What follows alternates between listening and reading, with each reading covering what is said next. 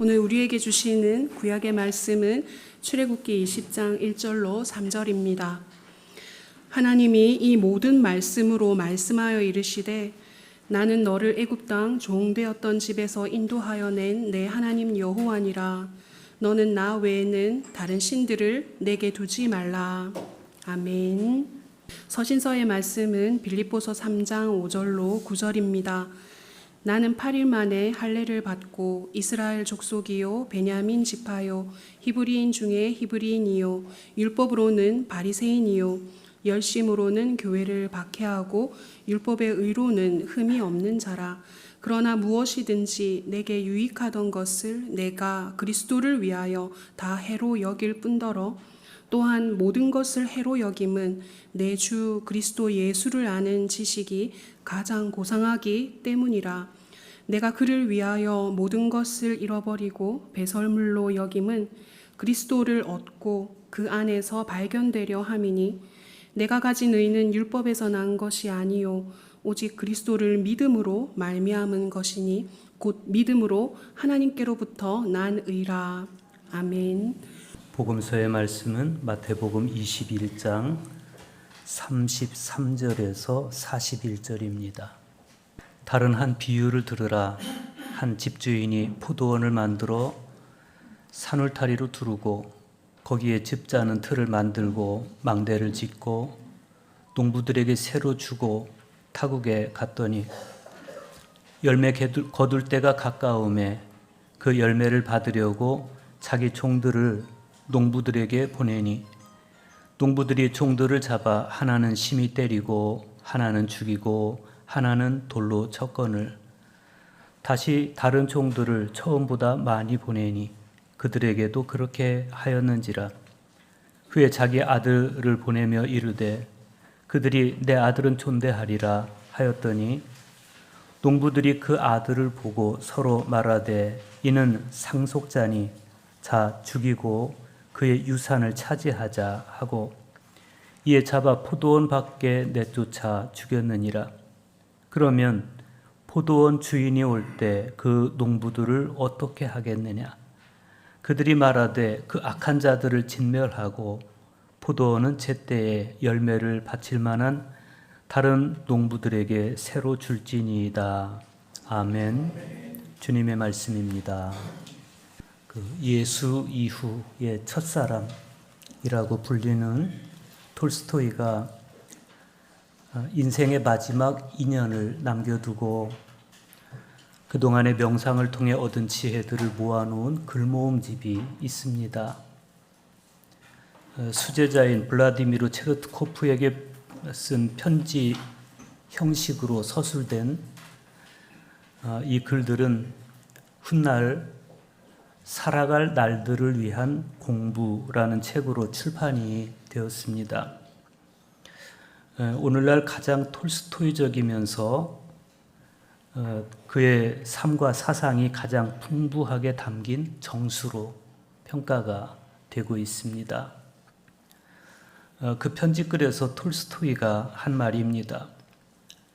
우리 삶의 핵심은 자기 안에 사는 영혼과 어떤 관계를 맺었는지, 그 영혼의 존재를 어떻게 인식했는지, 영혼의 목소리를 얼마나 따랐는지에 있다. 사물의 진정한 의미를 알려면 보이는 것에서 보이지 않는 것으로, 물질에서 영혼으로 시선을 돌려야 한다. 진리의 빛을 있는 그대로 볼 수 있을 때에야 그 빛을 원하게 되기 때문이다.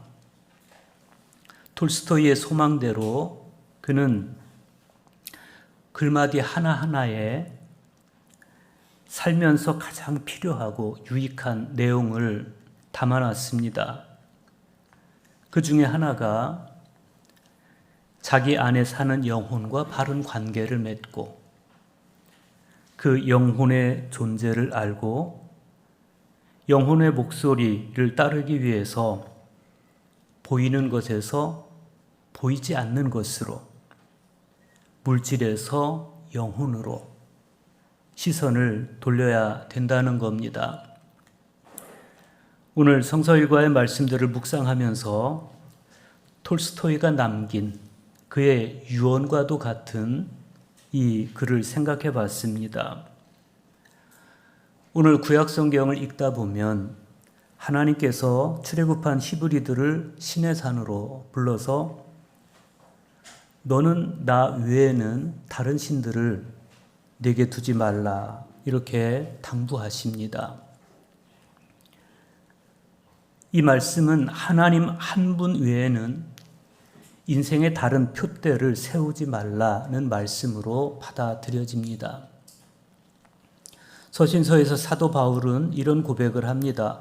무엇이든지 내게 유익하던 것을 내가 그리스도를 위하여 다 해로 여길 뿐더러 또한 모든 것을 해로 여김은 내 주 그리스도 예수를 아는 지식이 가장 고상하기 때문이라. 톨스토이의 표현을 빌려서 말하면 바울은 자기 안에 사는 영혼의 존재를 알고 그 영혼과 바른 관계를 맺고 그 영혼의 목소리를 따르기 위해서 보이는 것에서 보이지 않는 것으로 시선을 돌렸다. 이런 의미입니다. 자기 안에 사는 그 영혼의 존재란 바울에게 있어서는 예수 그리스도이셨습니다. 오늘 복음서의 말씀은 포도원 농부의 비유입니다. 이 비유에서 주님은 오로지 포도원을 차지하기 위한 목적으로 폭력과 살인을 마다하지 않는 어리석은 농부들을 보여줍니다. 주님께서 이 비유를 통해서 경고하신 대상은 바로 대제사장들과 바리새인들이었습니다. 마치 어리석은 농부들처럼 하나님의 포도원을 자기들이 차지해버린 그들을 향해서 주님께서는 하나님의 나라를 너희는 빼앗기리라 이렇게 단언하십니다. 포도원을 차지하자고 하나님 나라를 빼앗긴다면 그것보다 더 어리석고 불행한 선택은 없겠습니다. 구약의 말씀을 먼저 보겠습니다. 출애굽기 20장 1절과 2절입니다. 하나님이 이 모든 말씀으로 말씀하여 이르시되 나는 너를 애굽 땅 종되었던 집에서 인도하여 낸 네 하나님 여호와니라. 나는 여호와니라. 이 말씀은 구약 성경의 신학적 수사학의 기초가 되는 말씀입니다.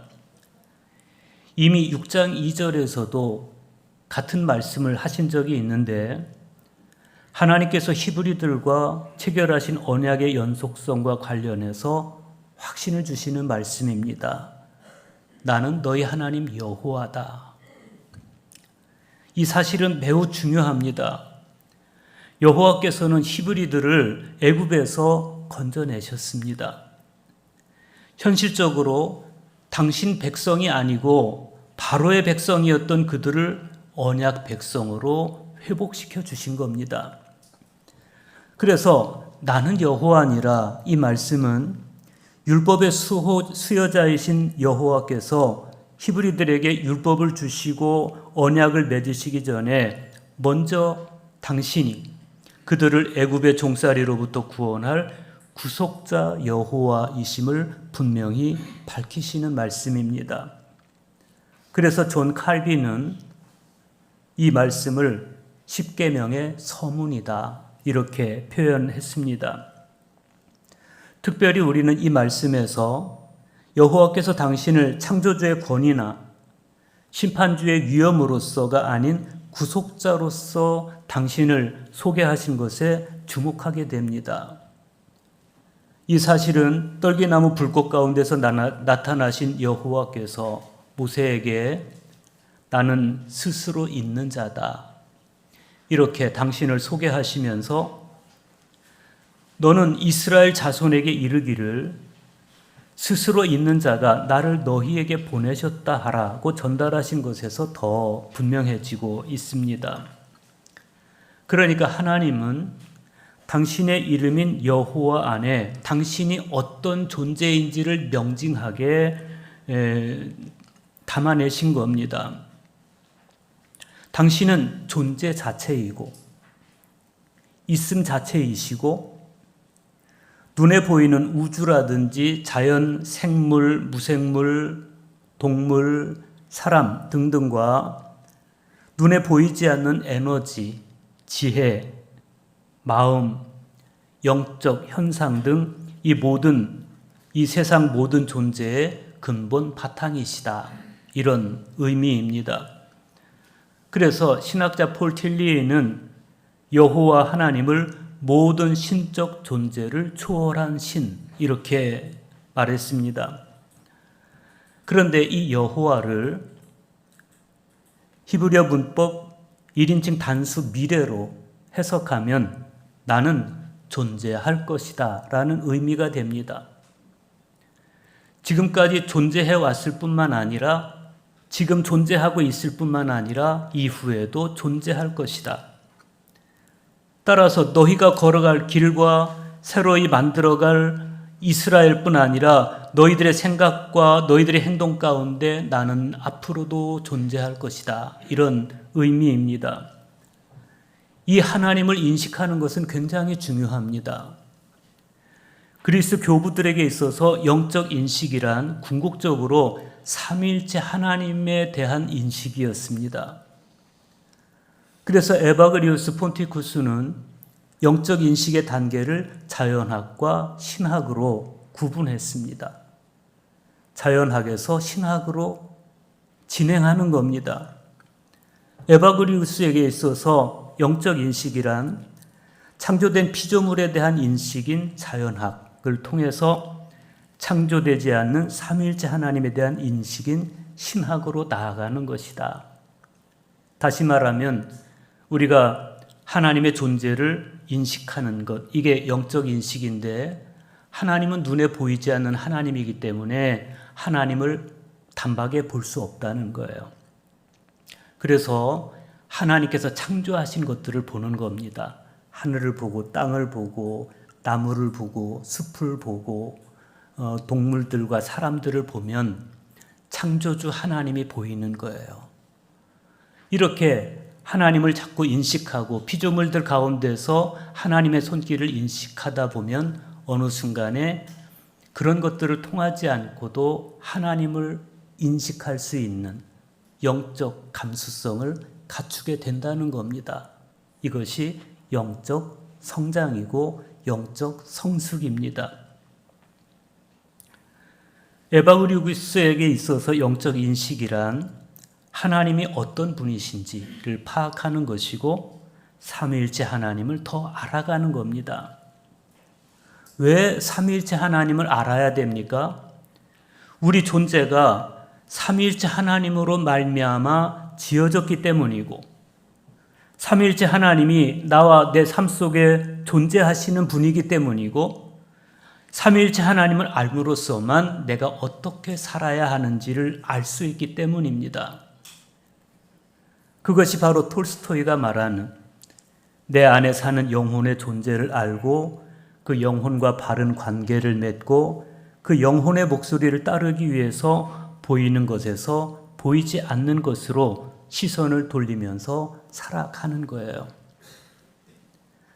그런데 피조물이 창조주를 알려고 찾아가기 전에 창조주 하나님께서 먼저 피조물을 찾아오셨습니다. 그래서 당신을 소개해 주시고 율법을 주세요.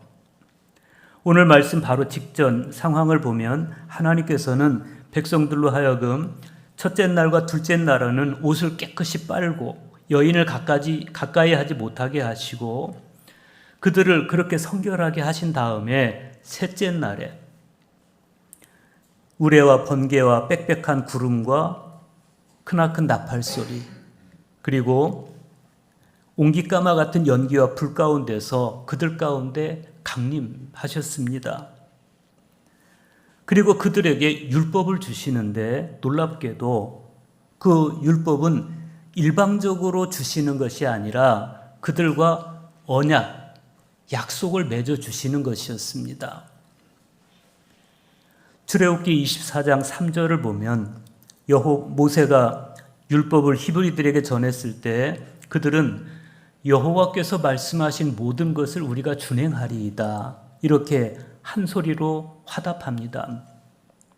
그때 모세는 히브리 자손의 청년들을 보내서 여호와께 소와 번제로 화목제를 드리게 하고 그 피를 가져다가 반은 여러 양푼에 담고 반은 제단에 뿌리게 합니다. 그리고 언약서를 가져다가 백성들 앞에서 낭독해요. 그때 그들이 여호와의 말씀을 우리가 준행하리이다. 이렇게 다시 한번 화답합니다. 그때 모세가 이번에는 백성들을 향해서 양푼에 담겨있던 피를 뿌리면서 이는 여호와께서 이 모든 말씀에 대하여 너희와 세우신 언약의 피니라 이렇게 선언해 줍니다. 이것이 바로 하나님의 율법, 즉 모세 오경에 있는 계약법전, 계약법전이고 또 신명기법전, 정결법전, 제사법전이에요. 하나님은 이 모든 율법의 영원한 종지, 즉 율법의 근본 정신으로 십계명을 주신 겁니다. 그것이 바로 오늘 구약 성경의 내용이에요. 그런데 여호와께서 당신을 소개하신 후에 이런 말씀을 하세요. 너는 나 외에는 다른 신들을 내게 두지 말라. 십계명은 본래 10마디 말씀이라고 불렸듯이 아주 짧은 형태로 이루어져 있습니다. 긴급하고 중요한 말씀일수록 간단 명료합니다. 상황이 점차 부드러워지고 사회가 복잡해지고 문화가 발전해 가면 거기 맞춰서 설명이 첨가되고 사족이 늘어나게 마련입니다. 그만큼 십계명이 형성되던 본래적 상황은 새로운 공동체를 일으키고 그 새로운 공동체를 지켜내야 하는 긴급한 상황이었기 때문에 십계명은 이렇게 단원적이면서 꼭 필요한 말씀들로 압축해서 전해졌습니다. 그리고 그 중에서도 가장 으뜸되는 계명이 바로 너는 나 외에는 다른 신들을 내게 두지 말라는 계명입니다. 이 첫 번째 계명은 이후에 선포되는 나머지 9계명의 초석이 된다는 점에서 그리고 10계명이 보증하는 하나님과 이스라엘의 관계의 기초가 된다는 점에서 굉장히 중요합니다. 구약 수사 비평학자인 제임스 마일렌버그는 제1계명은 제2에서 제10계명들과는 차원을 달리하는 계명이고 모세 오경의 핵심이고 구약 성경 전체의 중심이다 라고 말했습니다. 그만큼 이 10계명은 그들에게 굉장히 중요하게 여겨졌습니다. 그래서 우리 감리회를 창시하신 요한 웨슬리 목사님은 1784년 북미 지역에 보내는 감리교 예배서에 10계명을 포함했습니다. 그래서 예배 시간에 반드시 10계명을 낭독하도록 했습니다. 그래서 우리 교회에서도 이 웨슬리 예배서에 의해서 예배를 할 때는 10계명을 낭독하는 겁니다. 그런데 왜 하나님은 이 중요한 계명을 나는 나 외에는 다른 신들을 내게 두지 말라 이 극단적인 표현으로 시작하시는 것일까? 심지어 두 번째 계명에서는 당신을 질투하는 하나님 이렇게 묘사하고 있습니다. 이런 표현은 다른 신의 존재를 전제로 한 것이어서 신학자들 사이에서는 논쟁거리가 되기도 했습니다. 그렇다면 하나님은 다른 신들의 존재를 인정하시는 것인가? 그런 거예요. 실제로 성서학자들에 의하면 이 말씀이 있고 난 이후에도 여호와는 BC 600년에서 700년 동안 줄곧 이스라엘의 부족신으로서 고대 근동의 다곤이라든지 체모스라든지 이런 신들과 싸우는 신이었습니다. 그러다가 BC 8세기에서 6세기가 되어서야 비로소 이사야나 에레미야 같은 선지자들에 의해서 여호와는 히브리들의 하나님이실 뿐만 아니라 천지의 창조주이시고 모든 역사와 인류를 주관하시는 유일하신 하나님이시다. 이렇게 선포되기 시작합니다. 칼 야스퍼스는 이 특별한 시기를 차축시대라고 이름 지었습니다. 인류 정신사의 거대한 수레바퀴가 움직인 시대이다라는 거예요. 다시 말하면 이사야나 에레미야 같은 선지자들은 사람이 사람다우려면 창조주 하나님을 알고 창조주 하나님께로 돌아가서 창조주 하나님의 인도하심을 받아야만 한다. 그걸 깨달았다는 거예요. 그 시점에. 그러면 다른 신들의 인도함을 받으면 사람다울 수 없다는 것인가? 우리가 여기서 주목해야 될 것은 여호와께서 다른 신들을 지칭하실 때 신이라고 하지 않고 우상이라고 표현하셨다는 겁니다. 4절 보십시오. 너를 위하여 새긴 우상을 만들지 말고 또 위로 하늘에 있는 것이나 아래로 땅에 있는 것이나 땅 아래 물속에 있는 것에 어떤 형상도 만들지 말며 그랬어요. 그러니까 여호와께서 질투하신 대상은 신이 아니고 우상이었어요. 우상. 우상이란 신이 아니고 어떤 것을 마치 신처럼 맹목적으로 숭배하는 것, 그걸 우상이라고 그래요. 실제로 고대 근동 안에서 우상 숭배를 하는 사람들이 섬긴 것은 우상 그 자체가 아니었습니다. 우상을 섬김으로 인해서 우상이 주는 어떤 대가였어요. 대가. 당시 고대 근동의 문화 안에서 보면 예를 들면 풍요라든지 아이를 많이 낳는 다산이라든지 이런 것을 얻기 위해서 우상을 숭배했다는 거예요. 그러니까 그들은 자기들을 창조하시고 지금도 함께 계시고 앞으로도 함께 하실 하나님을 떠나서 물질을 탐한 나머지 물질의 세계에 예속되어서 산 것이고 그러면서 서서히 하나님의 형상을 상실해 가기 시작했고 하나님의 창조 목적에서 벗어나 버린 존재가 되어버린 거예요. 하나님은 당신을 닮은 존재로 거룩하게 만드셨는데 사람들은 점점 거룩성을 상실해 갑니다. 하나님을 보지 않고 물질을 보고 우상을 보는 거예요. 그것은 하나님의 형상대로 창조된 존재가 아닌 선악과를 탐하다가 타락해버린 아담의 형상을 닮아가는 것이고 하나님의 숨결이 없는 다른 동물들과 별반 다를 바 없는 초라한 존재가 되어가는 나락입니다. 그래서 나훔 선지자는 하나님은 질투하시는 하나님이실 뿐만 아니라 보복하시는 하나님이시다. 왜 그렇습니까? 사람은 그렇게 살면 안 되기 때문에 그래요. 사람은 그렇게 살면 안 되도록 지음 받았어요.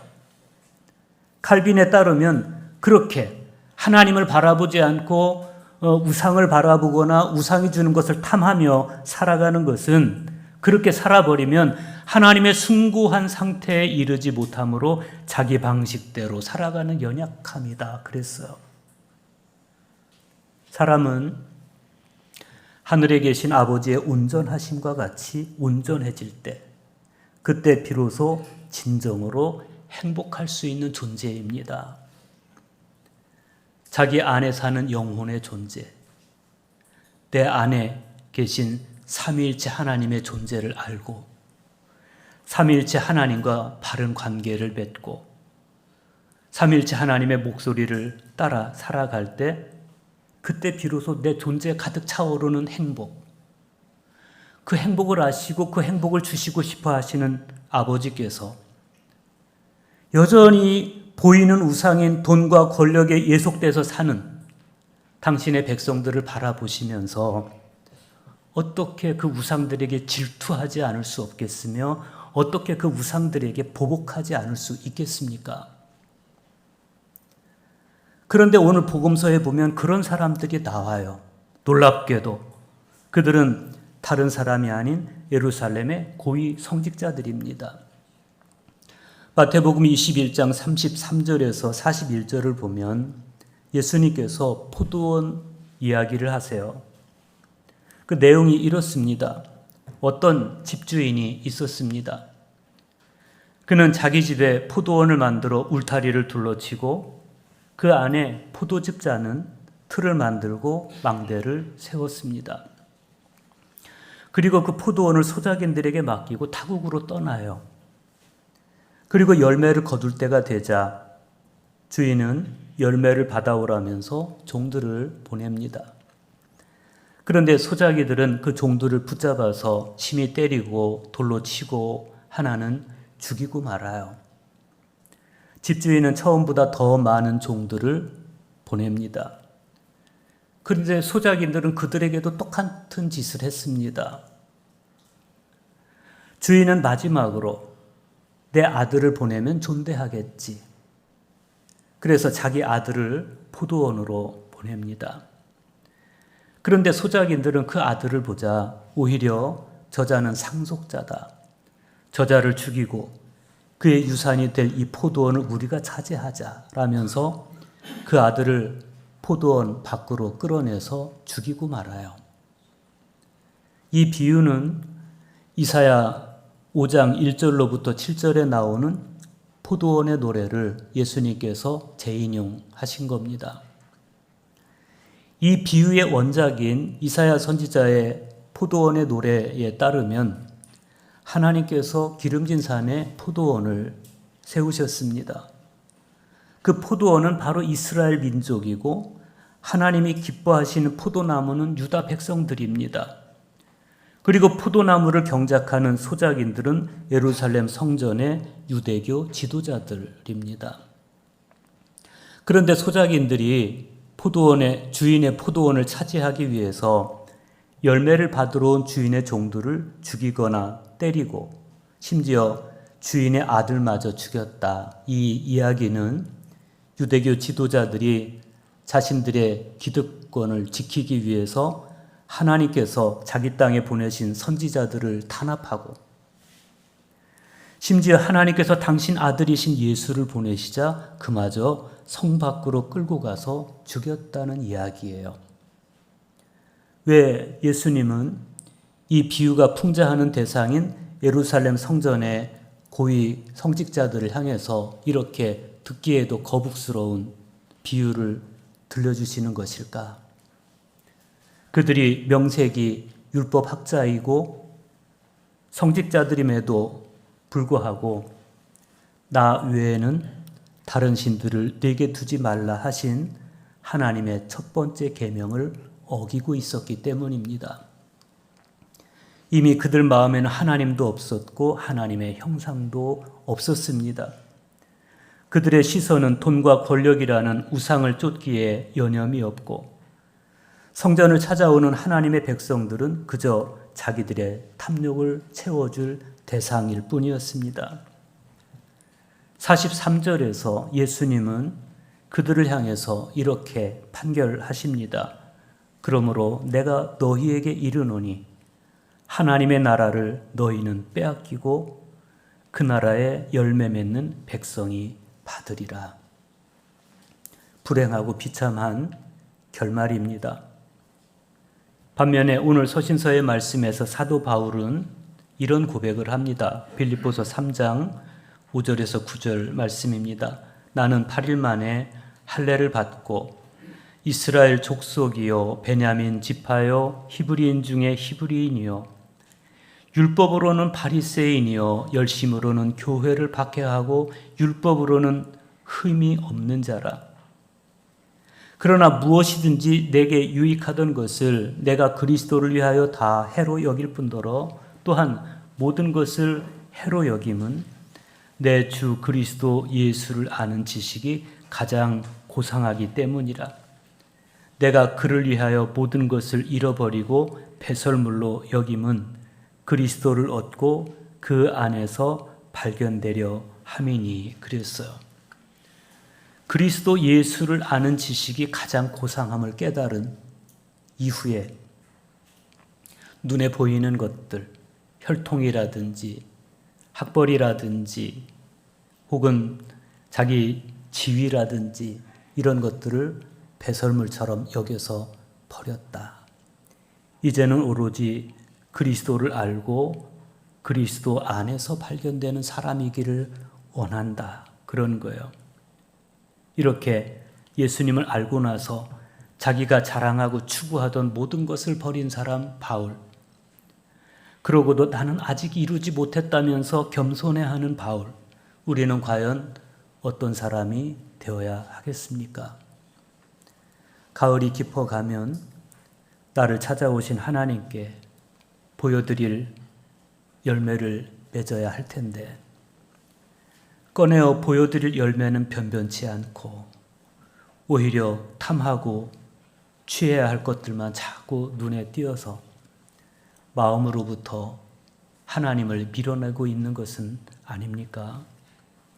아니면 내 안에 계신 분, 나를 창조하신 창조주 하나님, 그 삼위일체 하나님을 바로 알고 삼위일체 하나님과 바른 관계를 맺고 삼위일체 하나님의 목소리를 따라 살기 위해서 눈에 보이는 모든 것들을 해로 여기고 바울과 같이 살아가고 있는 것일까?